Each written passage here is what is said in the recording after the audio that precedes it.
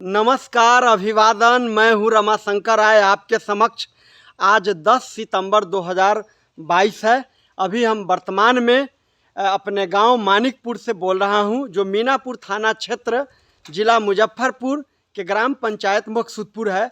मैं ऐसे शख्स से भेंट करा रहा हूं जो समाज में शिक्षा के जगत में, अपने व्यवहार के जगत में रूप में एक छाप छोड़े हैं, अपने प्रतिभा का छाप छोड़े हैं, अपने कर्तव्य का छाप छोड़े हैं।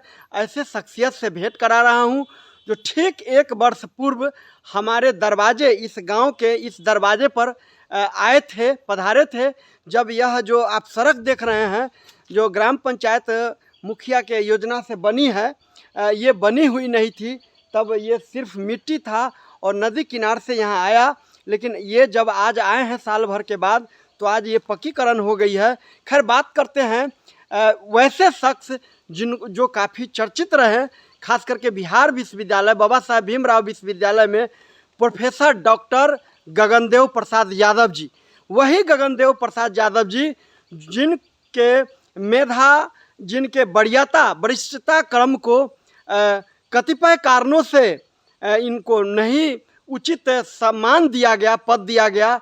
जब इस संघर्ष के द्वारा इनके सामाजिक लोग, हम लोग और बहुत सारे छात्र और समाज सेवी प्रतिनिधि, खास करके मैं बताऊं, विधायक मुन्ना यादव, विधायक राम निरंजन राय, डॉक्टर अनिल सहनी जी विधायक, डॉक्टर बिरजेंद्र चौधरी जी, भगवान लाल सहनी जी, डॉक्टर अर्जुन राय, सब सरीखे तमाम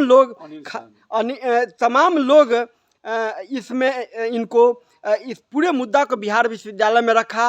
अंततः इन्होंने अनशन किया, तब जाकर के इन मांग को मानी गई थी। वो 9 सितंबर पिछले साल लगभग था। इस पूरे भूमिका में हम रमाशंकर राय, पंकज सहनी जी, छात्र नेता अमरिंदर कुमार जो मदारीपुर कर्ण के हैं, छात्र नेता अमरिंदर कुमार जो कुलेसरा कुरहनी के हैं, ये सब छात्र राजद के पूर्व जिलाध्यक्ष रहे हैं। आपको बताएं, चंदन कुमार, कई लोग जिनका नाम नहीं ले पा रहा हूँ, उन लोगों का भी बहुत योगदान है। उन लोग आए बात करते हैं।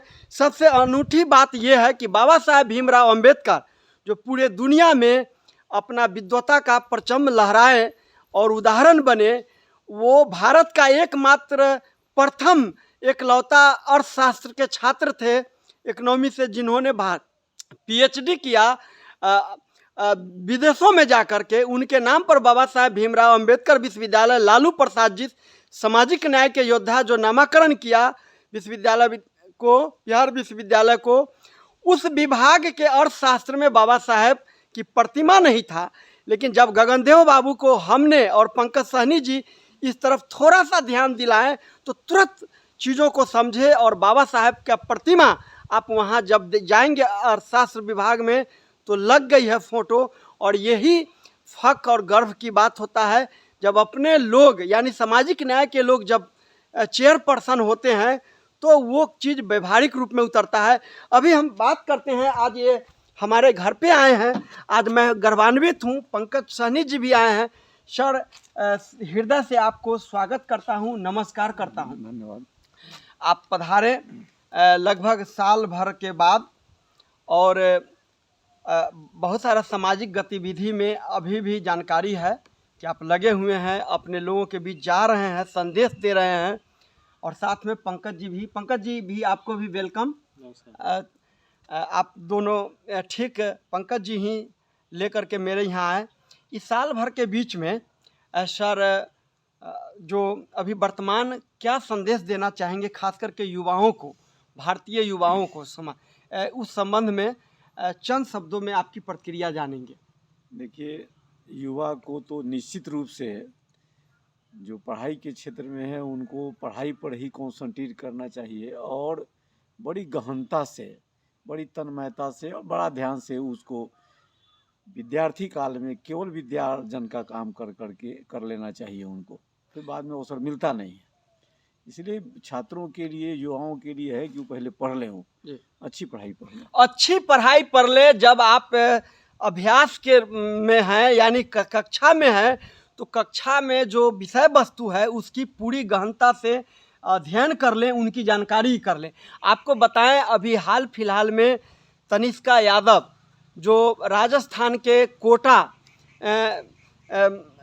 इंस्टीट्यूट से जो पास की है, सर्वोच्च स्थान प्राप्त की है, उनमें इनका बड़ा लड़का जो है मनीष आदित्य, वे शिक्षक के रूप में हैं, प्रोफेसर के रूप में है रसायन विभाग के।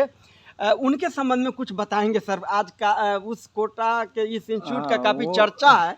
और उसमें आपके पुत्र हैं, हम लोगों के लिए भी फख्र की बात है। मनीष जी IIT खड़गपुर से IIT पास किए, अच्छा अंक से वहाँ पास किए, कीर्तिमान है उनका आज वहाँ जी। और उसके बाद उन्होंने शिक्षा क्षेत्र को ही चुना जी। तो फिटजी दिल्ली में वो थे, पहले पढ़ाते थे जी। उसके बाद विद्या मंदिर क्लासेस में वो पढ़ाए जी। और कुछ दिन पहले से वो लगभग 1 साल पहले से वो LN कोटा में है। अच्छा।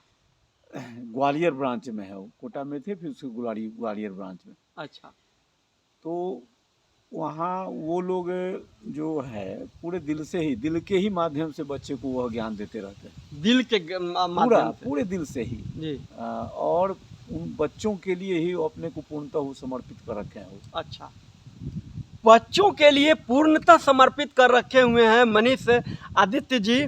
आपको मैं बताऊं, इनकी जो एकमात्र सुपुत्री हैं विद्युत मेधा, जो मैसूर, भारत के मैसूर शहर में है और फ्रेंच कंपनी के में वो IT हेड है, यानी कि सीनियर मैनेजर हैं। हवाई जहाज़ बनाने की वहाँ सारी चीज़ें डिजाइनिंग के रूप में होता है और अंतर्राष्ट्रीय स्तर के लोगों को प्रशिक्षित करती हैं। और मैसूर में ही इनके दामाद जो हैं IAS हैं, क्या नाम है उनका? कुमार दिग्विजय। कुमार दिग्विजय जी हैं। IES है, इंडियन इंजीनियरिंग सर्विसेज। अच्छा, CDO भी हैं, CDO रेलवे में CDO हैं। और तीसरा जो सुपुत्र हैं, आपको मैं बताऊं, वेणुगोपाल आदित्य, जो राष्ट्रीय स्तर के प्रतियोगिता में हाल फिलहाल भारत में मात्र 2 विद्यार्थी चयन हुए, जो सेल हैं भारत के, जो नवरत्न कहे जाते हैं, उसमें वो चयनित हुए और अभी उसमें काम कर रहे हैं। इस तरह से, और इनकी जीवन संगनी जो है डॉक्टर सुमित्रा कुमारी, जो MS कॉलेज मुजफ्फरपुर में MSKV में दर्शन शास्त्र के प्रोफेसर हैं और तमाम शिक्षा से जुड़े हुए हैं। इनका कण कण में ज्ञान भरा हुआ है, कण कण में विनम्रता, श्रेष्ठता और मार्गदर्शन भरा हुआ है समाज के लिए। और ये इनसे जब आप बात करेंगे तो लगेगा कि सहज रूप में एक गुरु जो हमें अंधकार से प्रकाश की तरफ ले जा रहा है, इस तरह की वक्तव्य ये देते हैं और हमेशा प्रेरित करते रहते हैं। और अभी जब मेरे यहाँ आए हैं तो लगभग हम लोग 1.5 घंटा 2 घंटा से विभिन्न विषयों पर चर्चा किए, काफ़ी अनुभव और ज्ञान मिला। हमारे यहाँ के बाद ये छात्र नेता अमरिंदर जी यहाँ जाएंगे। मैं अपने कर्तव्य पथ पर और भरथुआ न्याय मित्र के पद पर हूँ, वहाँ ग्राम कचहरी के संचालन करना है, निकलना है, वहाँ जाऊँगा। तब तक पंकज जी इनको वहाँ ले जाएंगे।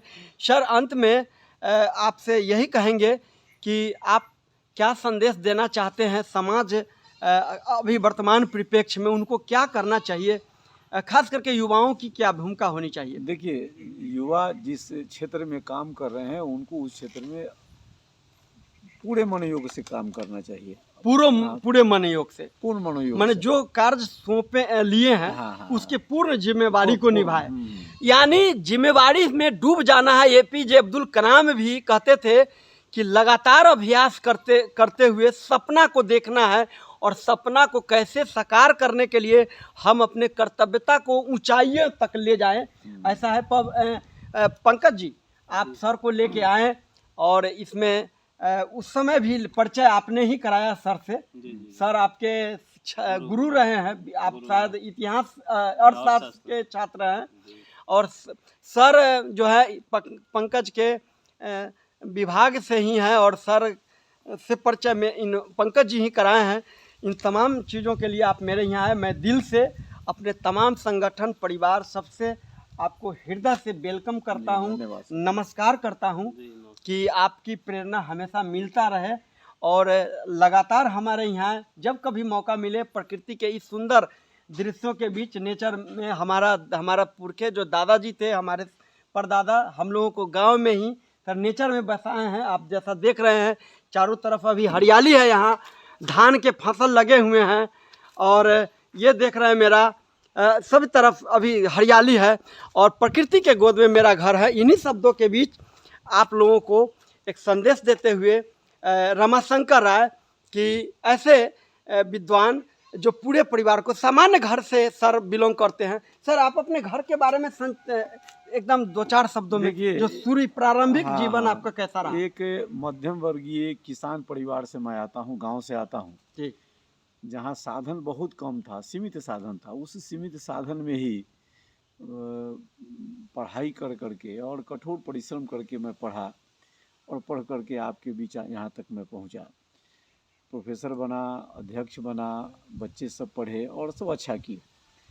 तो सामान्य वर्ग के भी लोग, सामान्य परिवार से भी लोग यदि साधना में लगें और परिश्रम करें और लगन से परिश्रम करें तो कोई कारण नहीं है कि वो अपने लक्ष्य को नहीं प्राप्त कर सकते। कोई कारण नहीं है कि लक्ष्य को प्राप्त नहीं कर सकते हैं। सर के जब घर पर आप जाएंगे तब पता चलेगा कि सर कहाँ से उठ करके कहाँ तक आए हैं और इनके बच्चों ने तो और ऊंचाइयों का परचम की ऊंचाइयों का झंडा गाड़ा है। ये और बड़ा उदाहरण है। इन्हीं शब्दों के साथ मैं रमाशंकर राय, आप हमारा RSR लाइव यूट्यूब चैनल पर सब्सक्राइब करें और ज़्यादा से ज़्यादा लोगों को यह वीडियो शेयर करें ताकि ये प्रेरणा का स्रोत मिले, उन्हें भी ज्ञान और अनुभव मिले। इन्हीं शब्दों के साथ आप सभी दर्शकों को अभिवादन। जय विज्ञान, जय संविधान, नमस्कार, नमो बुद्धाय।